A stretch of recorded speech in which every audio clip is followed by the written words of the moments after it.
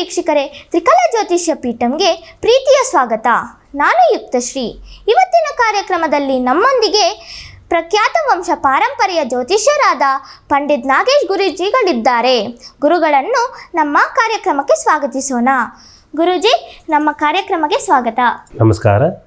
ತ್ರಿಕಾಲ ಜ್ಯೋತಿಷ್ಯಂ ಪೀಠಂನ ವೀಕ್ಷಕ ಬಾಂಧವರಿಗೆಲ್ಲರಿಗೂ ನಾಗೇಶ್ ಗುರೂಜಿ ಮಾಡುವ ನಮಸ್ಕಾರಗಳು. ಗುರುಗಳೇ, ನಿಮ್ಮ ವಂಶ ಪಾರಂಪರೆಯ ಬಗ್ಗೆ ಹಾಗೂ ಜ್ಯೋತಿಷ್ಯದ ಬಗ್ಗೆ ವೀಕ್ಷಕರಿಗೆ ತಿಳಿಸಿಕೊಡಿ. ಜ್ಯೋತಿಷ್ಯ ಶಾಸ್ತ್ರ ಅನ್ನುವಂಥದ್ದು ತ್ರಿಕಾಲ ಜ್ಯೋತಿಷ್ಯಂ ಪೀಠಂನ ಉದ್ದೇಶಪೂರ್ವಕವಾಗಿ ಮಾಡಿರುವಂಥದ್ದಲ್ಲ.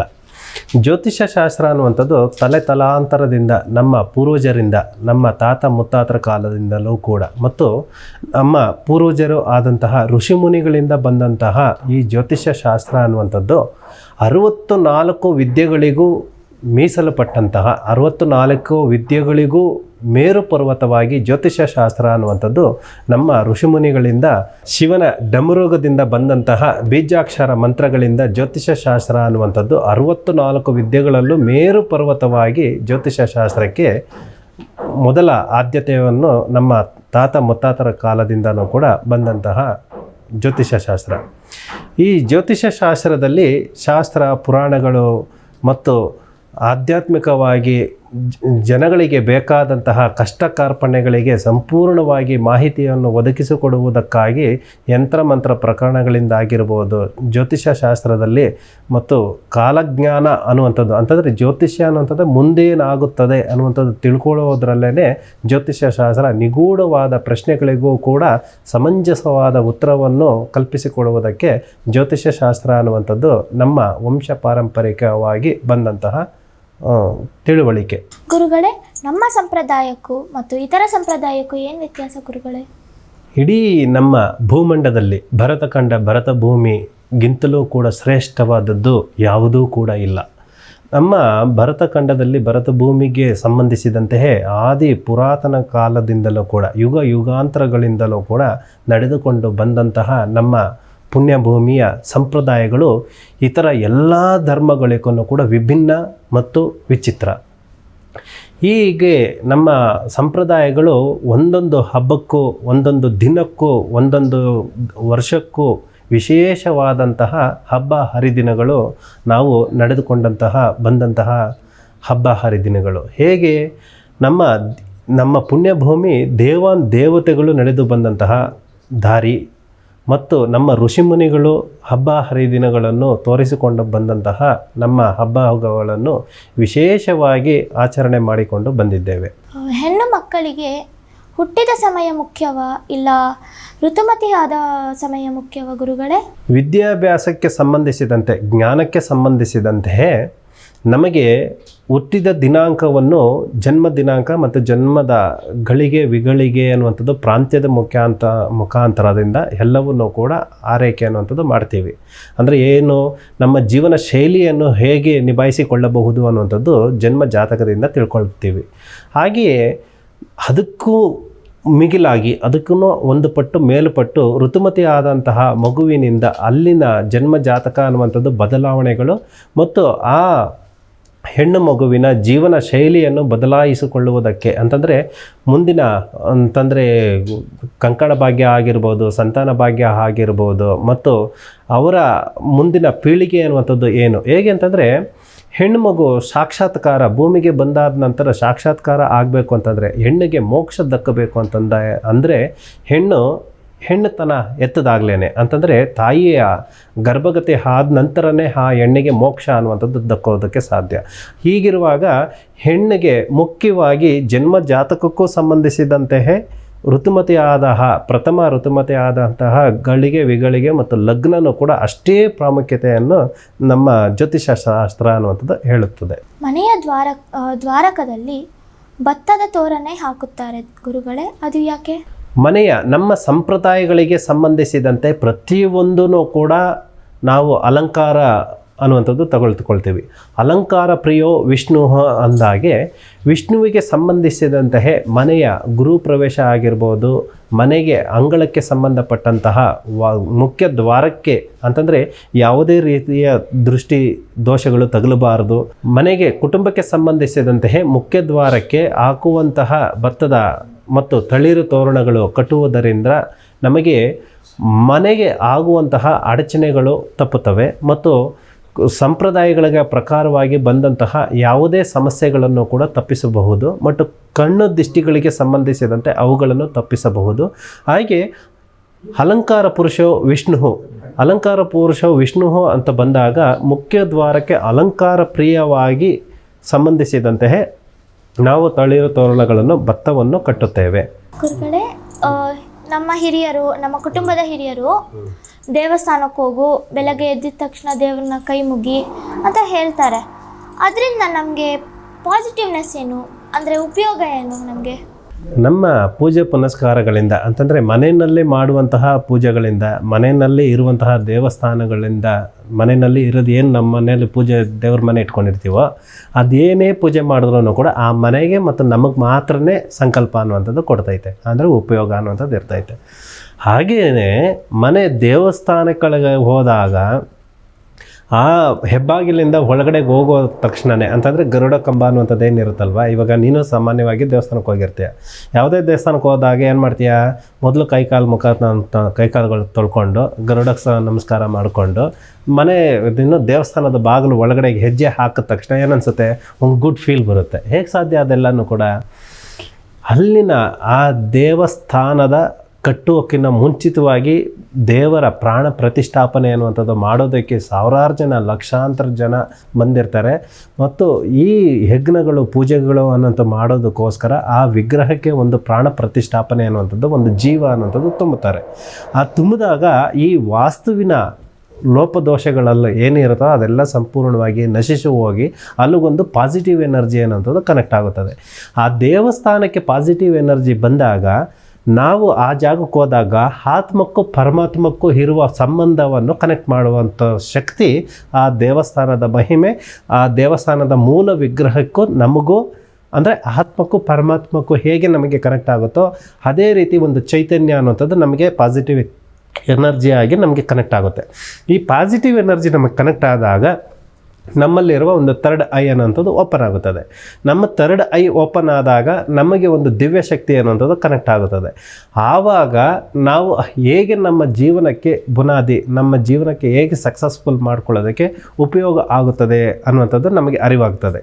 ಈ ಅರಿವಾದಾಗ ಆ ದೇವಸ್ಥಾನ ಪೂಜೆ ಪುನಸ್ಕಾರಗಳು ಮುಗಿದಾದ ನಂತರ ಅಲ್ಲಿನ ಜಾಗದಲ್ಲಿ ಕುಳಿತುಕೊಂಡು, ಅಂದರೆ ಪ್ರದಕ್ಷಿಣೆ ಎಲ್ಲ ಮಾಡ್ತೀವಲ್ವಾ, ಪ್ರದಕ್ಷಿಣೆ ಮಾಡಾದ ನಂತರ ಕೂತ್ಕೋಬೇಕು ಅಂತ ಅಂದ್ಬಿಟ್ಟು ಅಪ್ಪ ಅಮ್ಮ ಹೇಳ್ಕೊಡ್ತಾರೆ. ಯಾಕೆ ಹೇಳ್ಕೊಡ್ತಾರೆ, ಅಲ್ಲಿ ಕುಳಿತುಕೊಂಡಾಗ ನಮ್ಮಲ್ಲಿ ಏನೋ ಒಂದು ನೆಗೆಟಿವ್ ಎನರ್ಜಿ ಏನಿದೆಯೋ ಅದು ಭೂಮಿ ತಾಯಿ ಅನ್ನುವಂಥದ್ದು ಹೇಳ್ಕೊಳ್ಳುತ್ತೆ. ಅಂದರೆ ಇದನ್ನೇನು ಹೇಳ್ತೀವಿ ಕನ್ನಡದಲ್ಲಿ ಕಾಂತಿ ಶಕ್ತಿ ಅಂತ ಹೇಳ್ತೀವಿ.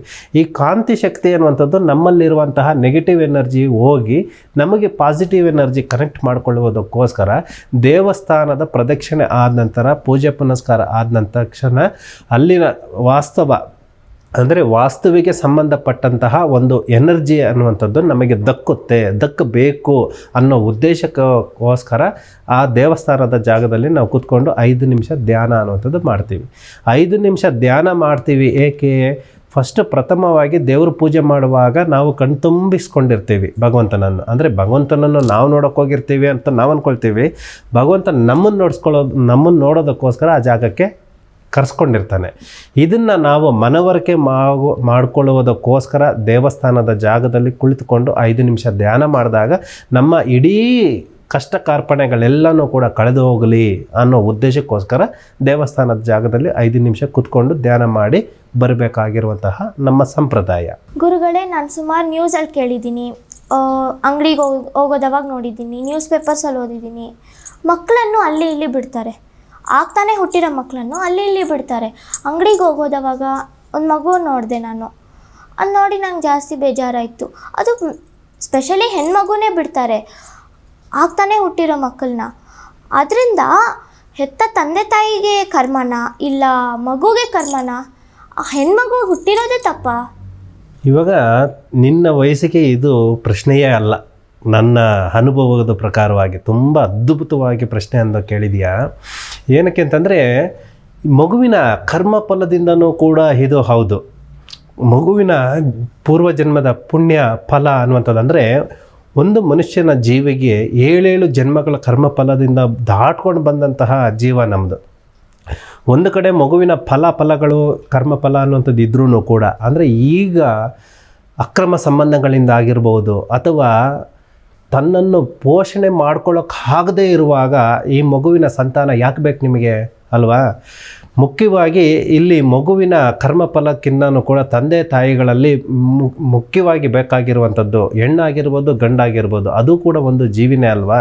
ಅದನ್ನು ಯಾವುದೇ ಕಾರಣಕ್ಕೂ ಕೂಡ ನಾವು ನೆಗ್ಲೆಕ್ಟ್ ಮಾಡ್ದಿರ ಅಂತಂದರೆ ನಾವು ಆ ಕರ್ಮಫಲವನ್ನು ನಾವು ಹೊತ್ಕೊಳ್ತೀವಿ ಅನ್ನುವಂಥದ್ದು ಮನೋಜ್ಞಾನ ನಮಗಿರಬೇಕು. ಮೊದಲನೇದಾಗಿ ಇದ್ದಾಗ ನಾವು ಯಾವುದೇ ರೀತಿಯ ಇಂಥ ತಪ್ಪು ತಾಪತ್ರೆಗಳನ್ನು ಕೂಡ ಮಾಡೋದಿಲ್ಲ.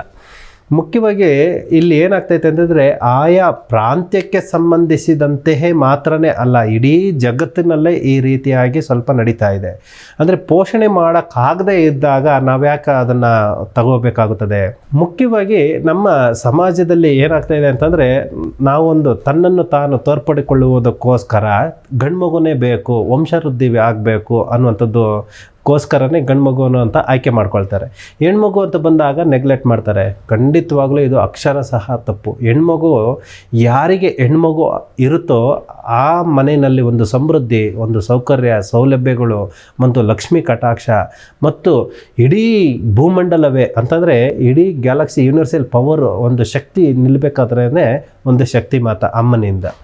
ಈ ಅಮ್ಮ ನಮ್ಮ ಭೂತಾಯಿಯ ಯೋಗ ಬಲದಿಂದನೇ ನಮಗೆ ಆ ಹೆಣ್ಮಗುವಿನ ಫಲದಿಂದ ನಮ್ಮ ಮನೆಗೆ ಒಂದು ಯೋಗ್ಯತೆ ಮತ್ತು ಮುಖ್ಯವಾದ ಮನೆ ಕುಟುಂಬಕ್ಕೆ ಬೇಕಾಗಿರುವಂತಹ ಸಂಸ್ಕಾರ ಕಲಿಸ್ಕೊಡುವಂಥದ್ದು ಹೆಣ್ಮಗು. ಈ ಹೆಣ್ಮಗುನ ನಾವು ಸಾಕ್ಷಾತ್ಕಾರ ಪಡಿಸ್ಕೋಬೇಕು ಅಂತಂದರೆ, ಅಂದರೆ ನಮ್ಮ ಜನ್ಮನ ಸಾಕ್ಷಾತ್ಕಾರ ಪಡಿಸ್ಕೋಬೇಕು ಅಂತಂದರೆ ಹೆಣ್ಮಗುವಿನ ಜನ್ಮ ಅನ್ನುವಂಥದ್ದು ನಮಗೆ ತುಂಬ ಪ್ರಾಮುಖ್ಯತೆಯಾಗಿ ಬೇಕಾಗುತ್ತದೆ. ಇದನ್ನು ಯಾರಿಗೆ ಅರಿತುಕೊಳ್ಳೋದಕ್ಕೆ ಯೋಗ್ಯತೆ ಇಲ್ಲವೋ ಅವರು ಇಂಥ ಕೆಲಸ ಮಾಡ್ತಾರಮ್ಮ. ಇದು ಹೆಣ್ಣು ಮಗುವಿಗೂ ಮತ್ತು ಗಂಡು ಮಗುವಿಗೂ ಇರುವಂತಹ ವ್ಯತ್ಯಾಸಗಳನ್ನು ನಿಗೂಢವಾಗಿ ನಮ್ಮ ಭಗವಂತ ಕಲ್ಪಿಸಿಕೊಟ್ಟಿರುವಂಥದ್ದು. ಹೆಣ್ಣು ಮಗುವಿಗೆ ವಿಶೇಷವಾದ ಸ್ಥಾನಮಾನ ಪಬ್ಲಿಕ್ಕಲ್ಲಿ ಹೇಳುವಂಥದ್ದು ಮಾತಲ್ಲ, ನಮ್ಮನ್ನು ನಾವು ಅರಿತುಕೊಂಡು ನಾವು ಯಾವುದೇ ರೀತಿಯ ಇಂತಹ ಕೆಲಸಕ್ಕೆ ಬಾರದೇ ಇರುವಂತಹ ಕೆಲಸಗಳನ್ನು ಕೂಡ ಮಾಡುವಂಥದ್ದು ತಪ್ಪಾಗುತ್ತದೆ. ಗುರುಗಳೇ, ಇದು ನನ್ನ ಪರ್ಸ್ನಲ್ ಕ್ವಶನ್ನು. ಚಿಕ್ಕ ಮಕ್ಕಳು ಯಾವಾಗಲೂ ಆಟ ಮಾಡ್ತಾರೆ, ಊಟ ತಿನ್ನೋದಿಲ್ಲ, ಹಾಲು ಕುಡಿಯೋದಿಲ್ಲ, ಸರಿಯಾಗಿ ನಿದ್ದೆ ಹೋಗಲ್ಲ. ಅದು ಏಕೆ ಗುರುಗಳೇ? ಚಿಕ್ಕ ಮಕ್ಕಳು ಯಾಕೆ ಹಿಂಗೆ ಮಾಡ್ತಾರೆ? ಸರ್ವೇಸಾಮಾನ್ಯವಾಗಿ ಚಿಕ್ಕ ಮಕ್ಕಳಲ್ಲಿ ಅಂತಂದರೆ ತುಂಬ ವಿಧಾನಗಳು ಇರ್ತೈತೆ. ತಾಯಿಗೂ ಮಗುವಿಗೂ ಸಂಬಂಧಪಡುವಂಥದ್ದು. ನಿನ್ನ ವಯಸ್ಸಿಗೆ ಇದು ತುಂಬ ದೊಡ್ಡ ಪ್ರಶ್ನೆ ಕೇಳಿಬಿಟ್ಟಿದೆಯಾ. ಆದ್ರೂ ಕೂಡ ತಾಯಿಗೂ ಮಗುವಿಗೂ ಸಂಬಂಧಪಡುವಂಥದ್ದು. ಚಿಕ್ಕ ಮಕ್ಕಳು ನಾವೇನು ಹೇಳ್ತೀವಿ ಸರ್ವೇಸಾಮಾನ್ಯವಾಗಿ, ಚಿಕ್ಕ ಮಕ್ಕಳು ಭಗವಂತನ ಸ್ವರೂಪ ಅಂತ ಹೇಳ್ತೀವಿ. ಅಂದರೆ ಭಗವಂತನಿಗೆ ಒಂದು ಲಿಮಿಟ್, ಅಂದರೆ ಒಂದು ಸೀಮಿತವಾದ ಸ್ಥಳ ಅನ್ನುವಂಥದ್ದು ಇರೋದಿಲ್ಲ. ಹೀಗಿರುವಾಗ ಚಿಕ್ಕ ಮಕ್ಕಳಲ್ಲಿ ಏನಪ್ಪ ಅಂತಂದರೆ ಎಲ್ಲೂ ಓಡಾಡೋದಿಲ್ವಲ್ಲ, ತಿರುಗಾಡೋದಿಲ್ವಲ್ಲ, ತನ್ನ ಒಂದೇ ಜಾಗದಲ್ಲಿ ಇರುತ್ತೆ. ಅಂತಂದರೆ ಆ ಮಗುವಿಗೆ ಬೇಕಾದಂತಹ ವಾತಾವರಣಕ್ಕೆ ಒಗ್ಗಿಕೋಬೇಕು. ಒಂದು ಮಗುವಿನ ಬಾಂಧವ್ಯ, ತಾಯಿಯ ಬಾಂಧವ್ಯ, ಒಂದು ಕನೆಕ್ಟಿವಿಟಿ ಏನು, ಹಾಲಿಗೆ ಸಂಬಂಧಿಸಿದಂತೆಯೇ ಏನು ಆ ಮಗುವಿಗೆ ಏನು ಚೈತನ್ಯ ಅನ್ನುವಂಥದ್ದು ದಕ್ಕೋದಿಲ್ವೋ, ಉಪಯೋಗ ಇರೋದಿಲ್ವೋ, ಅದು ಬಂದಾಗ ಸ್ವಲ್ಪ ನಷ್ಟ ಪ್ರಾಪ್ತಿ ಅನ್ನುವಂಥ ಅನುಭವಿಸಿದಾಗ ಮಗುವಿಗೆ ಸರ್ವೇಸಾಮಾನ್ಯವಾಗಿ ಅಡಚಣೆಗಳು ಬರ್ತೈತೆ. ಈ ಅಡಚಣೆಗಳು ಬಂದಾಗ ಮಗುವಿಗೆ ಕೇಕೆ ಹಾಕುವಂಥದ್ದು ಮತ್ತು ಅಳುವಂಥದ್ದು, ಚೆಂಡಿ ಹಿಡಿಯುವಂಥದ್ದು ಮತ್ತು ಸಂಪೂರ್ಣವಾಗಿ ನಿದ್ದೆ ಬರೋದಿಲ್ಲ. ಮತ್ತು ಏನಾಗುತ್ತೆ ಅಂತಂದರೆ ಈ ಎಲ್ಲ ಕಾರಣಗಳಿಗೂ ಒಂದು ರೂಪದಲ್ಲಿ ಬಾಲಗ್ರಹ ಅನ್ನುವಂಥದ್ದು ಕೂಡ ಇದೆ. ಬಾಲಗ್ರಹ ಅಂತಂದರೆ ಬಾಲ ಅಂತಂದರೆ ಚಿಕ್ಕ ಮಕ್ಕಳಿಗೆ ಗ್ರಹಗತಿಗಳ ಫಲಗಳು ಏನು ಬೀಳ್ತೈತೆ ಮತ್ತು ಆ ಕೊಠಡಿಗೆ ಅಂತಂದರೆ ಆ ಮನೆಗೆ ಸಂಬಂಧಿಸಿದಂತೆಯೇ ಇರುವಂತಹ ವ್ಯತ್ಯಾಸಗಳು ಆ ಮಗುವಿನ ಮೇಲೆ ಪ್ರಭಾವ ಬೀಳ್ತಾ ಇರ್ತೈತೆ. ನಾವು ದೊಡ್ಡವರಾಗಿರೋದ್ರಿಂದ ಏನಾದ್ರು ಒಂದು ಗಾಳಿ ಜಾಸ್ತಿ ಆಯಿತಾ, ಬಿಸಿ ಆಯಿತಾ, ತಣ್ಣಗಾಯ್ತಾ, ಆ ವಾತಾವರಣಕ್ಕೆ ತಕ್ಕಂತೆ ನಾವು ಬದಲಾವಣೆ ಮಾಡ್ಕೊಬಿಡ್ತೀವಿ. ಆ ಮಗುಗೆ ಏನೂ ಗೊತ್ತಿರೋದಿಲ್ಲ, ಓಡಾಡೋಕ್ಕಾಗಲ್ಲ, ತಿರುಗಾಡೋಕ್ಕಾಗೋದಿಲ್ಲ. ಈ ಥರ ಬಾಲಗ್ರಹ ಆದಾಗ ಅಂದರೆ ಗ್ರಹತಿಗಳ ಚಲನ ವಲನ ಅಂತ ಬರ್ತಾಯಿದೆ. ಈ ಗ್ರಹತಿಗಳ ಚಲನ ವಲನದಿಂದ ಆಗುವಂತಹ ಒಂದು ದುಷ್ಟ ಪರಿಣಾಮಗಳಿಂದ ಆ ಮಗುವು ಕಂಟ್ರೋಲ್ ಮಾಡ್ಕೊಳ್ಳೋಕ್ಕಾಗದೇ ಇದ್ದಾಗ ಅದನ್ನು ತೋರ್ಪಡಿಕೆ ಹೇಗೆ ಅಳಬೇಕಾಗುತ್ತದೆ, ಒದ್ದಾಡಬೇಕಾಗುತ್ತದೆ. ಮತ್ತು ಈ ಎಲ್ಲ ಸಮಸ್ಯೆಗಳನ್ನು ಕೂಡ ನಾವು ಕಣ್ಣಾರೆ ನೋಡ್ತಾ ಇರ್ತೀವಿ. ಅದನ್ನು ನೋಡಿದಾಗ ಯಾರಿಗೆ ಗ್ರಹಿಸ್ಕೊಳ್ಳೋದಕ್ಕೆ ಸಾಧ್ಯ ಆಗುತ್ತದೆ? ತಾಯಿಗೆ ಮಾತ್ರ. ತಾಯಿಗೆ ಮಾತ್ರನೇ ಅದನ್ನು ಗ್ರಹಣೆ ಮಾಡಿ ಸಂಪೂರ್ಣವಾಗಿ ಅದಕ್ಕೆ ಪರಿಹಾರ ಮಾರ್ಗ ಅನ್ನುವಂಥದ್ದು ತಾಯಿ ಮುಖಾಂತರದಿಂದ ಕೊಡಬೇಕಾಗುತ್ತದೆ. ಅಲ್ಲೂ ಬಗೆಹರಿಸದೇ ಇದ್ದಾಗ ಇದು ಎಕ್ಸಾಕ್ಟ್ ಆಗಿ ಬಾಲಗ್ರಹ ಆಗಿದೆ ಅನ್ನುವಂಥದ್ದು ನಮಗೆ ಗೊತ್ತಾಗುತ್ತದೆ. ನಮಗೆ ಗೊತ್ತಾದಾಗ ನಾವು ಅದಕ್ಕೆ ತಕ್ಕಂತೆ ಏನಕ್ಕೆ ಅದಕ್ಕೆ ಬಾಲಗ್ರಹಕ್ಕೆ ಪರಿಹಾರ ಮಾರ್ಗಗಳು ಅನ್ನುವಂಥದ್ದು ನಾವು ತಿಳಿಸ್ಕೊಡ್ತೀವಿ. ಅದನ್ನು ಮಾಡಿದಾಗ ಗಿಡಮೂಲಿಕೆಗಳಿಂದ ಆಗಿರ್ಬೋದು, ಶಾಸ್ತ್ರೋಕ್ತವಾಗಿ ಮಂತ್ರೋಪಚಾರಗಳಿಂದ ಆಗಿರ್ಬೋದು, ದಿಷ್ಟಿ ತೆಗೆಯೋದಾಗಿರ್ಬೋದು ಮಾಡಿದಾಗ ಯಾವುದೇ ಕಾರಣಕ್ಕೂ ತಿರ್ಗಿ ಮತ್ತೆ ರಿಪೀಟ್ ಆಗೋದಿಲ್ಲ. ಆ ಮಕ್ಕಳಲ್ಲಿ ಏನು ಬಾಲಗ್ರಹ ಆಗಿದ್ದರೆ ಅದನ್ನು ಪರಿಹಾರ ಕೊಡ್ತೀವಿ. ಅದು ಪರಿಹಾರ ಮಾಡಿದಾಗ ಆ ಮಗು ತಿರ್ಗಿ ಮತ್ತೆ ಚಂಡಿ ಹಿಡಿಯೋದಾಗಲಿ, ಅಳುವಂಥದ್ದಾಗಲಿ, ಆಹಾರ ಊಟದಲ್ಲಿ ಅಂದರೆ ಹಾಲು ಕುಡಿಯೋದೇ ಸ್ಟಾಪ್ ಮಾಡೋವಂಥದ್ದಾಗಲಿ ಯಾವುದೂ ಸಮಸ್ಯೆಗಳಾಗೋದಿಲ್ಲ. ಈ ಥರ ಮಗುವಿಗೆ ಬಾಲಗ್ರಹ ಆದಾಗ ತಾಯಿಗೂ ಕೂಡ ಅದೇ ಎಫೆಕ್ಟ್ ಬೀಳುತ್ತದೆ. ಹೇಗೆ ತಾಯಿಗೆ ಎಫೆಕ್ಟ್ ಬೀಳುತ್ತದೆ ಅಂತಂದರೆ ತಾಯಿಗೆ ಅಂತಂದರೆ ಬಾಣಂತಿ ಆದಂತಹ ತಾಯಿಗೆ ಆರೋಗ್ಯದಲ್ಲಿ ಸ್ವಲ್ಪ ವ್ಯತ್ಯಾಸಗಳ ಕಂಡು ಬಂದು ಮಗುವಿಗೆ ಬೇಕಾದಂತಹ ಎಷ್ಟು ಬೇಕೋ ಮಗುವಿಗೆ ಹಾಲು ಕೊಡೋದಕ್ಕೆ ಸ್ಟಾಪ್ ಆಗಿಬಿಡುತ್ತದೆ. ಇದೆಲ್ಲನೂ ಕೂಡ ಈ ಬಾಲಗ್ರಹಕ್ಕೆ ಸಂಬಂಧಪಡುವಂಥದ್ದು ಅನ್ನೋಂಥದ್ದು ಬರ್ತೈತೆ. ಇಷ್ಟೆಲ್ಲನೂ ಕೂಡ ಅಂದರೆ ಬಾಲಗ್ರಹ ಅಂತಂದ್ರೆ ಒಂದು ಇರ್ತೈತೆ, ಅದರ ವಿಧಾನಗಳು ಬೇರೆ ಬೇರೆ ಇರ್ತೈತೆ. ಅದನ್ನೆಲ್ಲನೂ ಕೂಡ ಸಂಪೂರ್ಣವಾಗಿ ಪರಿಹಾರ ಮಾರ್ಗ ಕೊಟ್ಟಾಗಲೇ ಮಗುವಿಗೂ ಮತ್ತು ತಾಯಿಗೂ ಕೂಡ ಇರುವಂತಹ ಒಂದು ಬಾಂಧವ್ಯ ಮತ್ತು ಯಾವುದೇ ರೀತಿಯ ಅಡಚಣೆಗಳನ್ನು ಕೂಡ ಆಗದಿರನೇ ತಪ್ಪಿಸೋದಕ್ಕೆ ಒಂದು ಸುಲಭ ಮಾರ್ಗ ಅನ್ನುವಂಥದ್ದು ತಿಳ್ಕೊಬಹುದು.